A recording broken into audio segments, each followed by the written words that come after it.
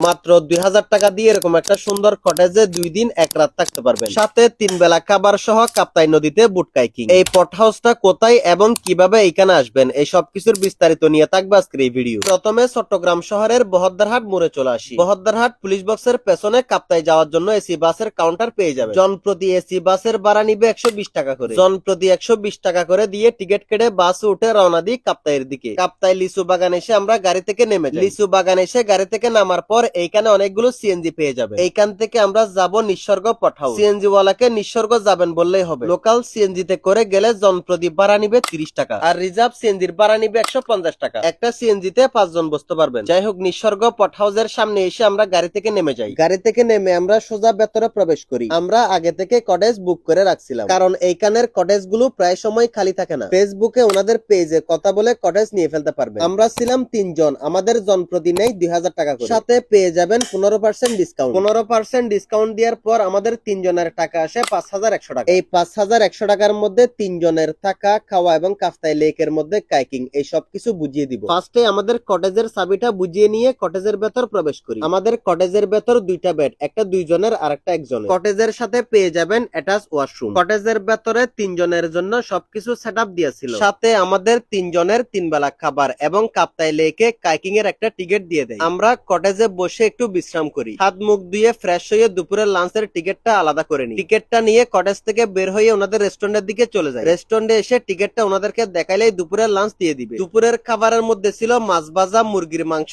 আলু ভর্তা এবং ডাল। এই মাছগুলো নাকি কাপ্তাই লেকের, তাই মজাও ছিল অন্যরকম। দুপুরের খাওয়া দাওয়া শেষ করে আবারও কটেজে এসে একটু বিশ্রাম করি। ঘন্টা খানিক কটেজে বিশ্রাম করে বাহিরে একটু হাঁটতে বের হই। কটেজের বাহিরে অনেকগুলো পাহাড়ি ফলমূলের দোকান আছে, চাইলে ওইগুলো ট্রাই করে দেখতে পারেন। আমি একটা জিনিস বুঝি না, পাহাড়ি ফলমূল গুলো পাহাড়ি এলাকায় দাম কম থাকার কথা, কিন্তু এইখানেই দাম বেশি। যাই হোক, বিকেলের টাইমে আমাদের কাইকিং এর সময় ছিল, কিন্তু আমরা কাইকিং না করে একটা বুট ভাড়া করি, কারণ ইঞ্জিল চালিত নৌকাগুলো দিয়ে কাপ্তাই লেকের বিকেলের ভালো একটা ফিল নেওয়া যাবে। আমাদের কাইকিংটা সকালে করব, বিকেলের টাইমে ইঞ্জিল চালিত একটা বুট ভাড়া করি। 30 মিনিট 800 টাকা। এক নৌকার মধ্যে একসাথে 10 জন উঠতে পারবে। 30 মিনিট কম সময় হলেও ইঞ্জিল চালিত নৌকাগুলো অনেক জোরে চলে। কাপ্তাই লেকের মধ্যে সেরা একটা সময় কাটাইলাম। বুট নিয়ে কাপ্তাই লেকের চারপাশে ঘুরে দেখার ফিলিংসটা বলে বোঝানো যাবে না। নৌকার মধ্যে ঘোরাঘুরি শেষ করে আমরা আবারও কটেজের ওইখানে চলে আসি। কটেজের সামনে লেকের পাশে অনেক সুন্দর জায়গা করে দেওয়া আছে, চাইলে ওইখানে বসেও লেকের ভিউ দেখতে পারবে। সন্ধ্যার সময় কিছু খেতে চাইলে ওটা রেস্টুরেন্ট থেকে কিনে খাইতে হবে, কারণ আমাদের প্যাকেজের সাথে সন্ধ্যার কোনো নাস্তা দেওয়া ছিল না। রাতের বেলায় কটেজটা সবচেয়ে বেশি সুন্দর লাগে। কটেজের চারপাশে অনেক সুন্দর করে লাইটিং করা, চাইলে পরিবার অথবা বন্ধুদেরকে নিয়ে লেকের পাশে বসে আড্ডা দিতে পারবে। খুবই নিরিবিলি একটা পরিবেশ। কটেজের বাইরে যেরকম লাইটিং করা, কটেজের ভেতরে সেম লাইটিং করা। কটেজের ভেতরে চারপাশে অনেক সুন্দর করে লাইটিং করানো। আমাদের রাতের খাবারের টাইম ছিল রাত 9টা থেকে 10টা পর্যন্ত, তাই টিকিটটা নিয়ে চলে যায় রেস্টুরেন্টের দিকে। রেস্টুরেন্টে এসে টিকিটটা জমা দেওয়ার পর ওনারা খাবার নিয়ে আসবে। রাতের খাবারের মধ্যে ছিল সবজি, মাছ, আর একটা কি ছিল সেটা নিজেও জানি না। আমি যেহেতু মাছ খাই না, তাই মাছটা বদলিয়ে মুরগির মাংস নিয়েছিলাম। রাতের খাবার শেষ করে আমরা কাপ্তাই লেকের পারে চলে আসি। কাপ্তাই লেকের পাশে বসার জন্য চেয়ার এবং দোলনা সবকিছুই দেয়া আছে। রাতের বেলায় বন্ধু বান্ধব অথবা পরিবারকে নিয়ে বসে আড্ডা দেওয়ার জন্য বেস্ট একটা জায়গা। চাইলে কটেজের সাউন্ড বক্স দিয়ে সারা রাতই গান শুনতে পারবেন। সারা রাত ঘোরাঘুরি শেষ করে কটেজের মধ্যে এসে শুয়ে পড়ি। সকালবেলা ঘুম থেকে উঠে হাত মুখ দিয়ে ফ্রেশ হয়ে নিই। কোনো টেনশন ছাড়া নিরিবিলি একটা পরিবেশের মধ্যে রাত কাটানোর মতো ফিলিংস অন্য কোনো কিছুর মধ্যে পাবেন না। সকাল সকাল কাইকিং এর টিকিটটা নিয়ে চলে আসি কাইকিং করার জন্য, কারণ সকাল 8টার পর এইখানে আর কাইকিং করতে পারবেন না। এরপর সুন্দর মতো লাইফ জ্যাকেট পরে কাইকিং বুটের মধ্যে উঠে যায়। এইখানের প্যাকেজের সাথে জনপ্রতি 30 মিনিট কাইকিং ফ্রিতে পাবেন। যাই হোক, 30 মিনিট বুট কাইকিং করার পর ওনাদের রেস্টুরেন্টে চলে আসি সকালের নাস্তা করার জন্য। সকালের নাস্তার মধ্যে ছিল ডিমবাজি, বোনা খিচুড়ি আর একটা আমের আচার। আমের আচার দিয়ে খিচুড়ি খাওয়ার স্বাদ অন্যরকম, সাথে পেয়ে যাবেন আর একটা চা। সকালের নাস্তা শেষ করে কটেজের ভেতরে একটু ঘোরাঘুরি করি। আমাদের চেক আউট ছিল সকাল 11টা বাজে, তাই সুন্দর মতো ব্যাগ ট্যাগ গুছিয়ে নিই। ব্যাগ ট্যাগ গুছিয়ে শেষবারের মতো আমরা কটেজ থেকে বের হয়ে যাই। 2 দিন 1 রাত কটেজের মধ্যে আমাদের ভালোই সময় কাটলো। যাদের বাজেট একদম কম তাদের জন্য এই জায়গাটা একদম পারফেক্ট। কটেজ থেকে বের হয়ে সামনে রোডে একটু দাঁড়ালে কাপ্তাই লিচু বাগান আসার সিএনজি পেয়ে যাবে। জনপ্রতি লোকাল সিএনজি ভাড়া নিবে 30 টাকা করে। এরপর কাপ্তাই লিচু বাগান এসে এবি ট্রাভেলস এর বাস কাউন্টার থেকে টিকিট কেটে ফেলি জনপ্রতি 80 টাকা করে। 80 টাকা করে দিয়ে টিকিট কেটে বাস উঠে চট্টগ্রাম শহরের দিকে রওনা দিই। আপনারাও চাইলে বন্ধু বান্ধব অথবা পরিবারকে নিয়ে খুবই কম বাজেটের মধ্যে এরকম একটা ট্যুর দিয়ে আসতে পারেন।